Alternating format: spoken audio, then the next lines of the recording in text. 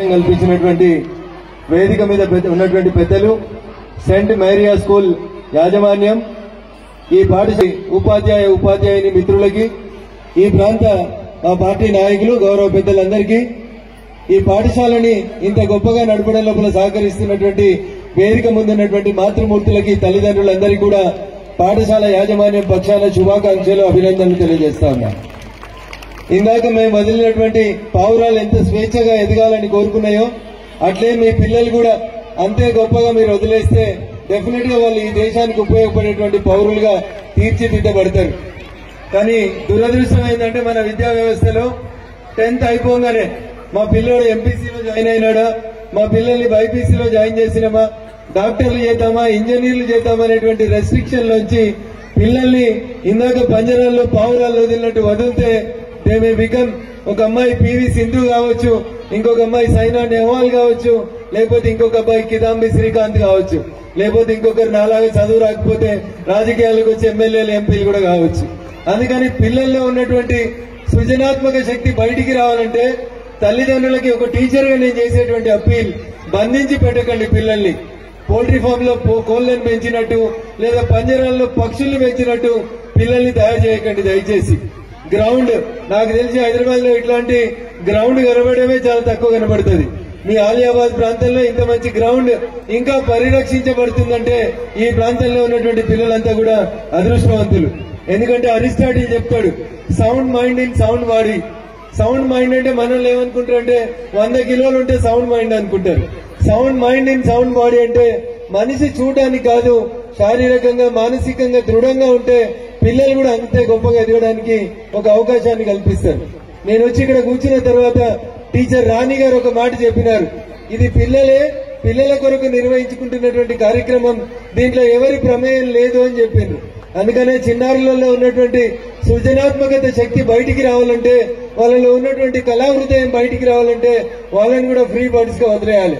కానీ మనం ఏం చేస్తాం, ఇంట్లో నుంచి బయటికి పోతే ఎండ కొడుతుందని లోపల తెచ్చి పెడతాం, స్కూల్కి పోతే మా పిల్లోడు ఏసీ బస్సులో పోవాలి, ఏసీ స్కూల్లో పోవాలి.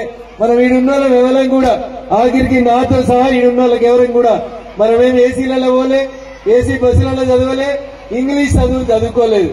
అయినా ఈ దేశంలో ఈ నుంచి అందాక ఢిల్లీ దాకా ఎదుగుతూ వచ్చినాం. అందుకని దయచేసి విద్యార్థులని స్వేచ్ఛాయుత వాతావరణం లోపల చదువుకోవడానికి ఒక అవకాశం కల్పించండి. కంపల్సరీ డాక్టర్లు, ఇంజనీర్లు కావాలనేటువంటి మానసిక ఒత్తిడి తీసుకొస్తారు. కాబట్టి ఇంటర్మీడియట్ ఫస్ట్ ఇయర్ లో బిల్డింగ్ మీదకి వెళ్ళి స్టూడెంట్ చనిపోయిందని ఎప్పుడైనా పేపర్లో వార్త చూస్తే నాలాంటి టీచర్లకు చాలా బాధ అనిపిస్తుంది.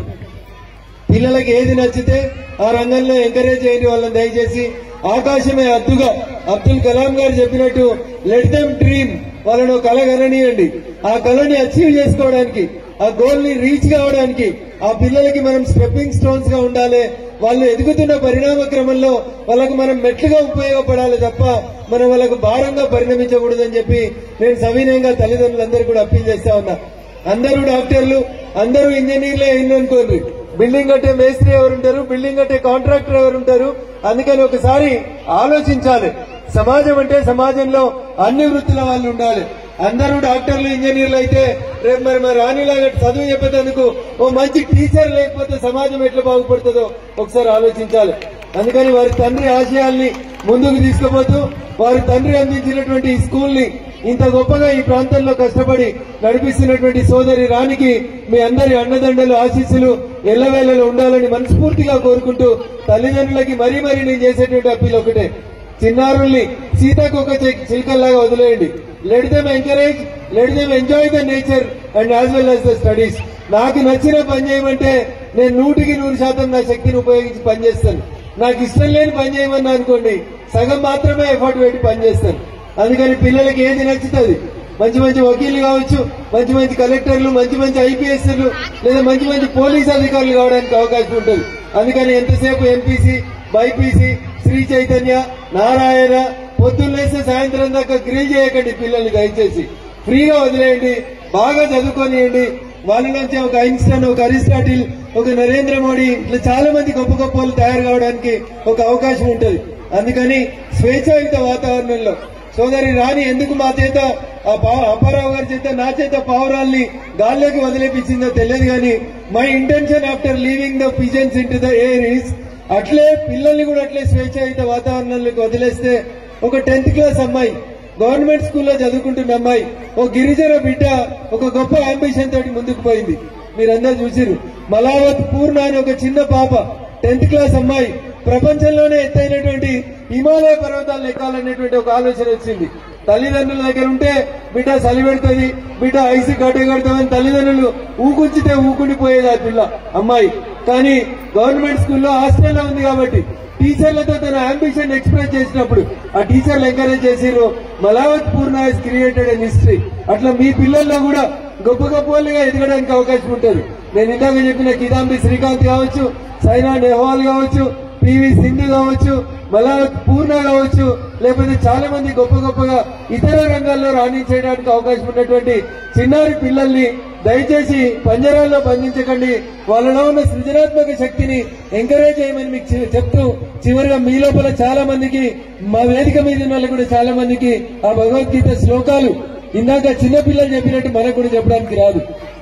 కానీ ఆ చిన్నారులు ఎంత గొప్పగా చెప్పిన భగవద్గీత ఉద్దేశం, భగవద్గీత శ్లోకాలు అనేది ఒకసారి అర్థం చేసుకుని పిల్లలకి ఏ రంగంలో ఇష్టం ఉంటే ఆ రంగంలో దయచేసి ఎంకరేజ్ చేయమని మీ అందరినీ కూడా సవినయంగా వేడుకుంటూ, నేను ఈ ప్రాంతానికి కొత్త, చాలా తక్కువ మందికి పరిచయం ఈ ప్రాంతం లోపల అయినప్పటికీ కూడా మా పార్టీ నాయకులు సోదరి రాణి ముఖ్యంగా మీరు మా ప్రాంతానికి రావాలని ఆహ్వానించినప్పుడు మీ అందరినీ కలుసుకునే అవకాశాన్ని కల్పించిందని చెప్పి ఇక్కడికి బహదూర్పుర ఆలియాబాద్ కి ఇక్కడికి రావడం జరిగింది.